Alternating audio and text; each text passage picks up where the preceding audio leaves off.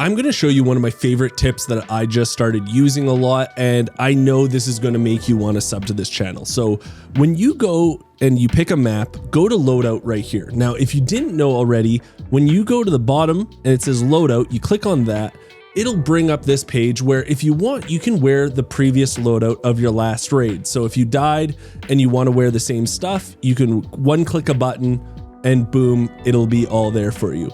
But what I did was I made something called an everyday loadout. And what this is, or why this is so cool, is because it's items that I use generally all the time. So I have the same chest rig I usually like to wear, the same backpack. I usually have a silenced pistol on me because I like to go loud and proud, but I like to have something silenced to kill the AI with. And then I always like this surgical kit, a couple heals, some antibiotics here, some ammo, and then that's it, right? So when I do this, when I pay 103,000, it'll get everything for me. Sorry, one click. Hopefully it's quick. Okay, there we go. Then I just go to my stash and I just finish with whatever armor I have lying around, whatever gun I want. Oh, you know what? I want to go with this AKM. So it's just like you only have to put a couple more things. You can put your surgical kit where you want it, the ammo and something. It's just a little less clicking for you. And I don't know, it saves me a lot of time every day when I do play this game. Today's tips and tricks video is a little bit different than my usual ones. I want to talk about the UI, just everything that has to do with up until you do go into raid. I want to show you tips on how to make your money last longer, you know, how to go around the UI, figure stuff out, because some people don't know a lot of these things, and I think you should know about it. So if you do enjoy it, make sure you subscribe to the channel, and let's just jump into here. So I'm sure a lot of you guys use the auction house all the time to sell items, but did you know if they don't sell, they take up space and they're also just waiting in limbo for you? So when you go to the auction house here, you go to list, and these items, as you can see, I have 3 items that are expired, which means they're taking up 3 slots. So out of the 11 slots that I have available to sell stuff, I can only use 8 now. But the other thing is, if they didn't sell, they're just waiting for you in limbo. That means if you try to sell a gold item or a red item and no one bought it in 24 hours, it's still waiting for you here. So all you have to do is press remove and they'll come back to you. See? They're back in my inventory and I can resell them, or I can just sell them to the traders if I want. Something you really got to keep an eye on is your gear tickets. I know it sounds stupid because, you know, everyone has recruit gear tickets that are 10. Who cares, Geekseh? But the ones I want you to keep an eye on for is standard and elite. And that's because you can only have 5 of these tickets. And every time you go above that, instead of receiving that extra ticket, you get 40,000 for standard of alloy and 100,000 for elite. But that doesn't make sense because it's saying the value of these kits is 200,000 and elite is 400,000. So if you go, say you have 5 out of 5 elite tickets and you get rewarded for one from either the battle pass or from completing a mission, well, guess what? Instead of getting an extra gear ticket, it's just going to give you 100,000 in alloy. And me personally, I'd rather get a free $400,000 kit than get only 100,000 in alloy. So what I usually do is whenever I get 5 standard tickets or 5 elite tickets, I use one right away just so I know if I get another one, it'll still be put in there. The next thing we're going to take a look at is the supply station and the T&E Lab specifically. So when you go into T&E Lab, you'll see a limited time items page, right? And usually when there's these things in video games, you're like, everything's a smoking deal. Like, I need to barter for this stuff because it's probably way cheaper, right? Like, let's take this PBS Russian suppressor. If I get all these items, it's 6,500. The suppressor itself, if I purchase it, is 18. That's a bargain. That's a great deal. Well, what about this longbow then? This has to be a deal, right? For me to buy everything, it's 23,100. But if you actually go and look at purchasing it, it's only 21,000. And we can do that all day. Look at this 60 round drum mag. It's 18,800. But if we wanted to actually buy it from the auction house, it's only 16,000. So when you're in the T&E Lab and you're looking at these limited time items, yeah, definitely take a look at what they are, but be pessimistic. I think that's the word I'm going to use. Pessimistic about what it is for, right? Always look and compare from the auction to what the items you have to buy for them. Also, this other tab right here, craftwork, always know what you need to collect. So craftwork changes usually week to week. And what it is common and uncommon items that you collect, you can get really good items for it. Now, these are always worth it at the end of the day. But just know, like, okay, for this, I'm going to be on the lookout for, you know, like this weird pirate silver coin. If you want this DT AVS rig, which I already bought, or this vest, sorry, I only need one Empress earrings. The other thing you should know is most of the time they are pretty cheap on the flea market. Like it's 14,000, so you can buy them right away.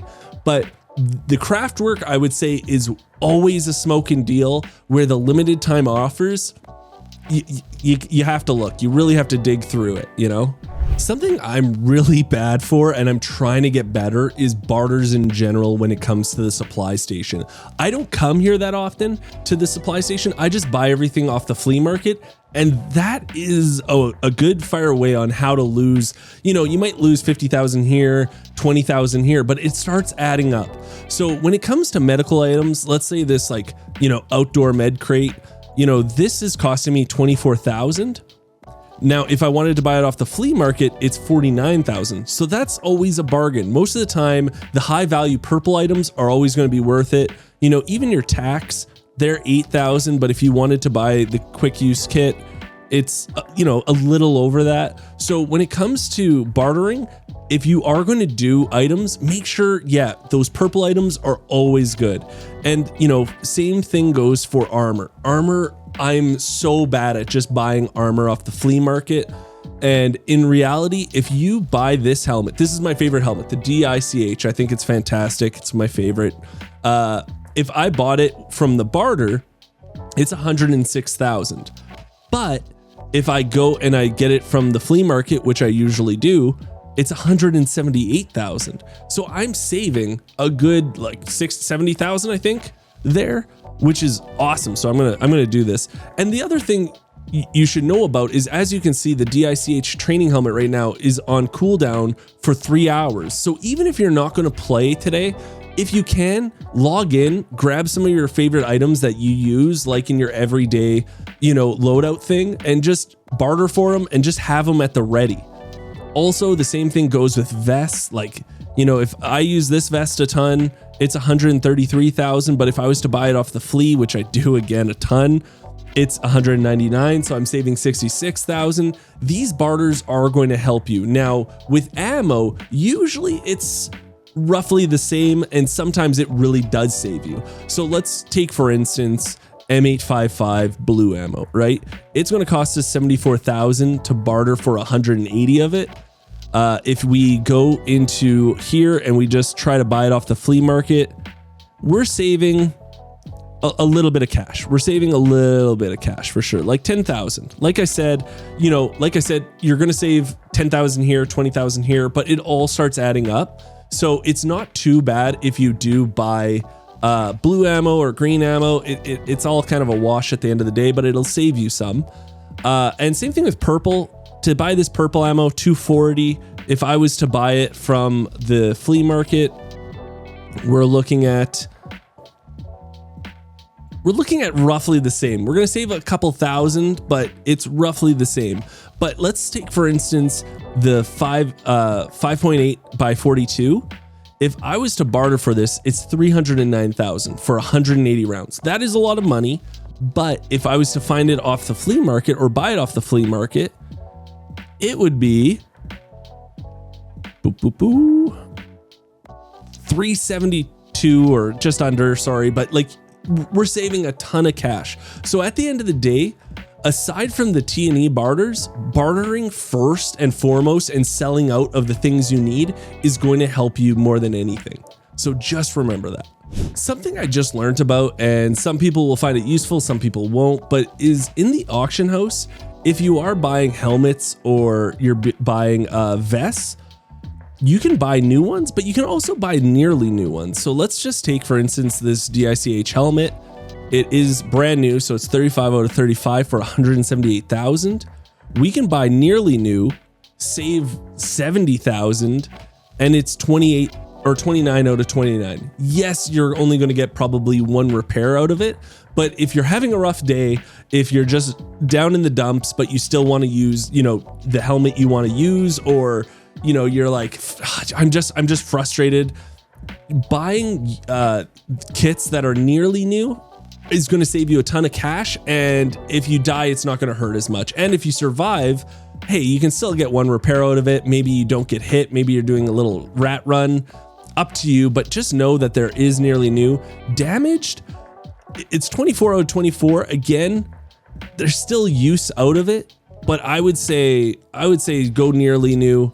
It is not much of a difference from nearly new to damaged, but new to nearly new is quite a big difference. And this goes for everything. Like I said, vests, this vest is almost 200,000 right now.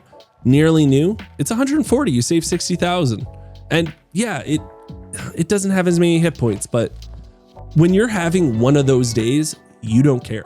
This is something I'm sure a lot of you guys have heard about, but if you do go to the map selection screen at the bottom here, there's a call button. And when you press on it, every once in a while, you'll get free items from it. And I don't know how it works, if it's every 5 levels. I've heard every 5 levels. I've heard every couple of days, but you just keep pressing it. And if you haven't gotten anything from it for a long time, just press it a couple of times. Like, I've only done it once since I started the game. So if we press it a couple of times, we should eventually get something. A few moments later. Okay, so I pressed it. We did get something here. Finally, you just have to press it a couple of times, like I said. And we got M14 marksman rifle. That's sick. Great gun. And it's free, right? So again, you can try it as many times as you want. I don't know how often you can get things. Maybe someone in the comments or can comment down below. We just pressed it again. We did just get, some 9x19 blue ammo. I'll quickly show a clip here, but the first time I pressed it, I actually got the red radar satellite dish, which was tight. So you can get some really rare items, and sometimes you can get some meh items. It's all chance. Another thing people don't use to its fullest is definitely the firing range. So we're gonna modify this gun. Okay, this gun's awesome. I'm gonna go to the firing range with it. But something I'm sure a lot of you guys already know, this is, and maybe you don't, but you can change the armor and the distance of the dummies. You can change it to like, okay, I want them to be wearing purple armor. Because I see this on everyone. You can change where the dummy is, like 29 meters, 30 meters. Hell, you can go to 200 if you want. You can make it so like you can see the number damage you're doing to them, right? See all the numbers popping off. That's fun. But the biggest thing that I don't think a lot of people know about is that if you press tab, you can equip a secondary gun. So, I have this G3. I'm going to modify it a bit because I want to compare it. So I'm going to throw like a 3x scope on there. You know what? I'm going to throw this tactical. No, let's throw this on there. Like, you can just do it, then press firing range. Now you have both guns, so you can compare one to the other and see which one you like more. Also, if you don't know, you can switch ammo types. So I want to use blue ammo for the AKM. I want to use blue ammo for the G3 and compare them. And the other thing that I think is really important is if you do press tab and you're like, you know what, I want this gun. I want to change the foregrip to say this one. I want to see what this one feels like instead of the other one. So this way you can like change modifications and be like, oh, I like this a lot better, right? So now we have the different handguard on there, so we might like it better. We're just gonna try different things out to see what feels the best. Also, if you don't know, the one on the end here, this is the best one for crouching. See how it's lower than all of these? So this one's the best one for crouching, and they're all built with these gaps at the bottom, so you can lay down and shoot the dummies also. So just keep that in mind. The last thing I definitely want to talk about is alerts in this game. Now, if you can see, I do have an alert at the bottom here, and it's in my events tab. So if I go here, I'll see my normal event. And here's the thing, I already completed them. So I'm, if I just claimed all, it would go away. But if you're a new player, especially, you're going to get these yellow tabs all over the place constantly. And it's very frustrating. It's very frustrating because there's so many things after every raid. You're like, okay, I did this. And you spend so much time in your inventory just clearing up these yellow tabs. And I know the OCD and a lot of people get to them, but if I was you, the only ones that I would look at are the ones in department in here. So that means you completed a mission. Okay, those ones you should be checking after every single raid. But unless you're like really hurting for cash or something, just wait 2 to 3 raids to clear up the yellow tabs. Okay, just let it go, breathe, just you know, let it go. Let it go, because they're just going to keep piling up and keep popping up. So the only ones that you should be clearing, like I said, are the mission ones. Other than that, just wait 2 to 3 raids, because they'll still be there and you will be okay. I really hope I helped you guys out on your journey on getting into raids, having more fun, saving a little bit of cash. And if I did, hey, subscribe to the channel. It's free for you guys. It does mean the world to me. Also, we do stream all the time on this channel here and live on twitch.tv/Geekseh. I start streaming usually at about 8 a.m. Pacific Standard Time. Come by, hang out. And if you guys have anything else you want a tips and tricks video about, or you need clarification on something, or if you have a question, put it down in the comments down below. I'm usually always reading my comments, trying to help out and trying to answer them. So yeah, guys, thank you so much just for watching the video. And until next time, I'll talk to everyone later.